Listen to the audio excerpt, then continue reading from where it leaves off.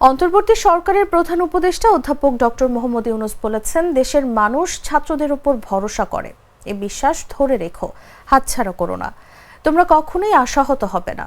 তোমরা অসম্ভবকে সম্ভব করেছো, দেশ বদলে ফেলেছো। মানুষের আশা তোমাদের পূরণ করতে হবে। এক বিজয় অর্জন করেছো, আরেক বিজয় আসবে। তোমরা বারবার আমাদের মনে করিয়ে দেবে যেন আমরাও সতর্ক হই, সজাগ হই। মঙ্গলবার সন্ধ্যায় রাষ্ট্রীয় অতিথি ভবন যমুনায় জুলাই গণ অভ্যুত্থানে নেতৃত্ব দেওয়া বৈষম্য বিরোধী ছাত্র আন্দোলনের একটি প্রতিনিধি দলের সঙ্গে মতবিনিময়কালে এই কথা বলেন তিনি।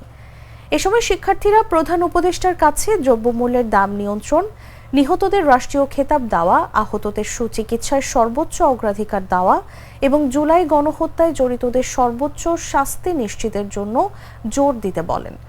এছাড়া গণমাধ্যম ও সোশ্যাল মিডিয়ায় সরকারের বিরুদ্ধে অপপ্রচার চলছে বলে উদ্বেগ প্রকাশ করেন শিক্ষার্থীরা।